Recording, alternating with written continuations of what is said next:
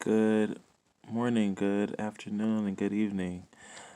Thank you for tuning into my channel. This is the Angels in Politics broadcast, and luckily, you have me, the representation and the full manifestation of the divine feminine. And it has been quite some time since I've gotten to speak with you. I've gotten to see you, and I thoroughly enjoy your presence.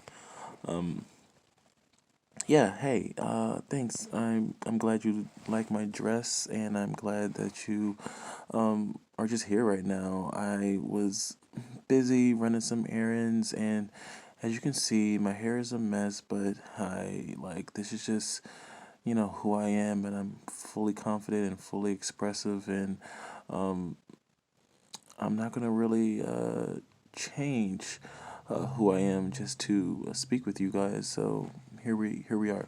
On another note, I'm really asking that you all stay safe in this tumultuous time. This time of adversity, this time of immense despair and disappointment and fear because of this sickness, the illness, the virus. Please keep yourself safe, um, and just be appreciative of every morning, every day, every moment that you have breath, because there are some individuals who do not have that simple. Um, they're just not in that state right now. There are some people who are really going through some challenges. So just please meditate on that, pray on that.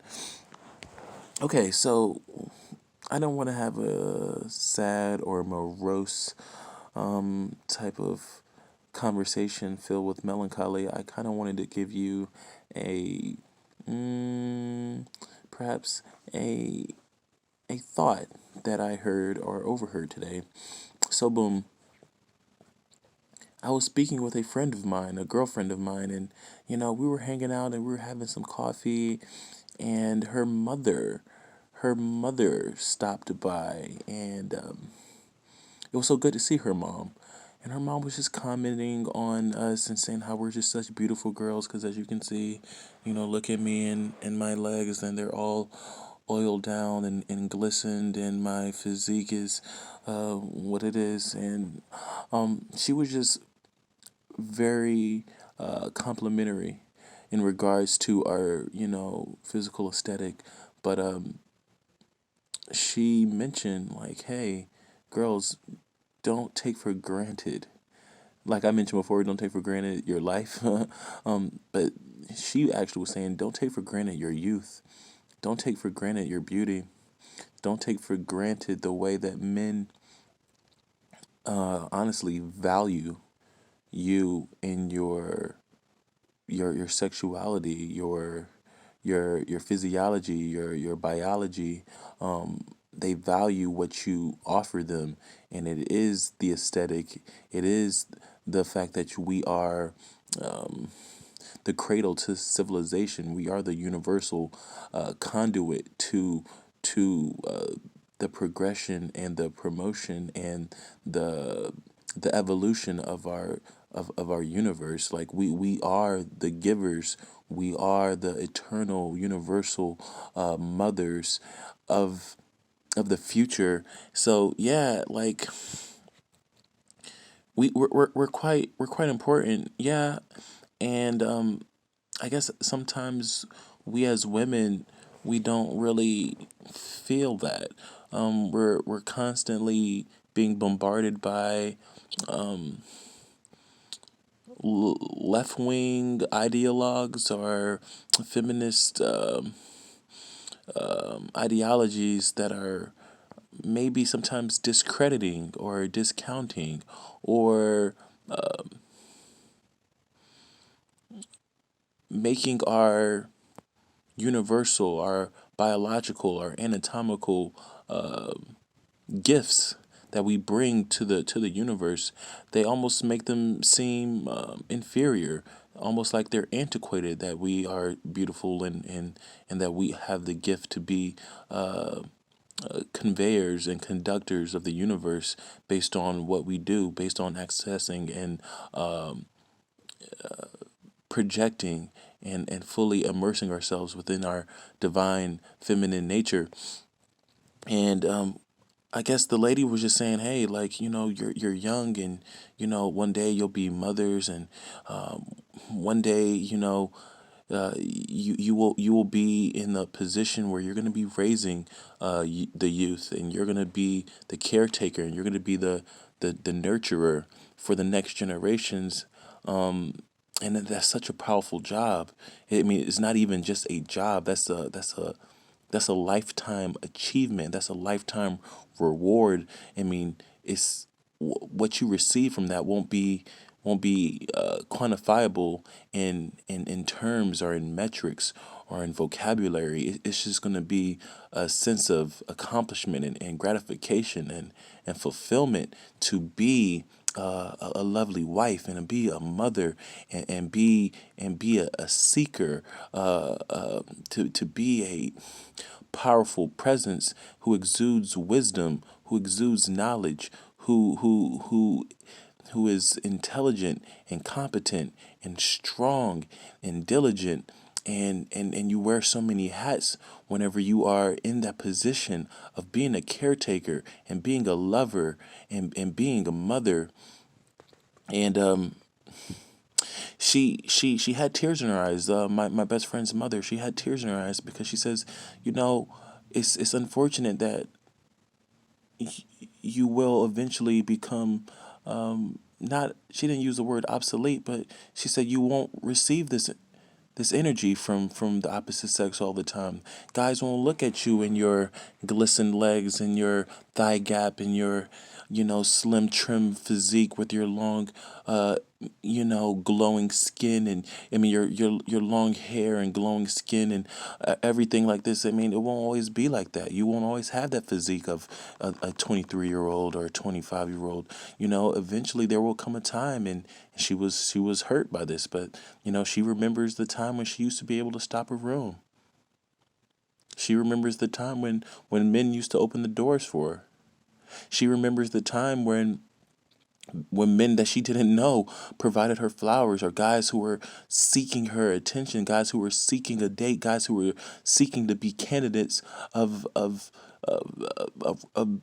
romantic, to be a romantic candidate, to seek her love and her divine energy.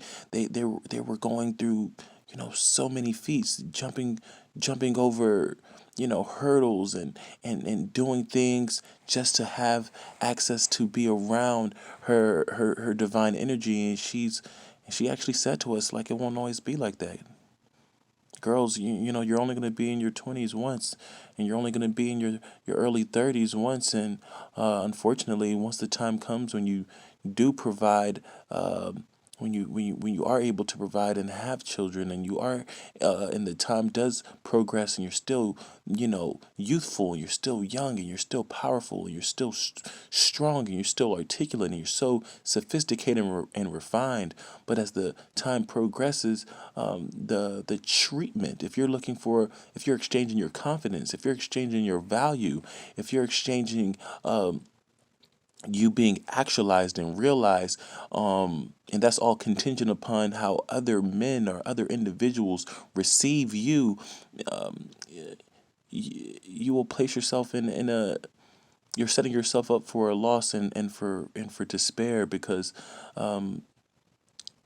the mother was so sad by it. But there will come a time when the men won't be, approaching you at the gas station, and asking to pump your gas. The time will come when men aren't, seeing you at the grocery store and saying, ma'am, do you mind if I can carry those bags for you? Or the men at the airport will ask to be picking up your luggage. It's like, there's gonna come a time when, unfortunately, and it's really sad, but it's going to stop, because they're not having the same interest. They're not going to feel compelled. They're not going to look at you as a sexual being, even though we still are.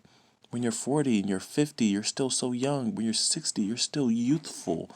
But there's going to be categories of guys who there's going to be a category of guys who won't see you in that light anymore. You're just going to be some woman who is almost like this antiquated object, and they won't pay attention to your desires. They won't approach you with that lustful eye. They won't look at you up and down. They won't,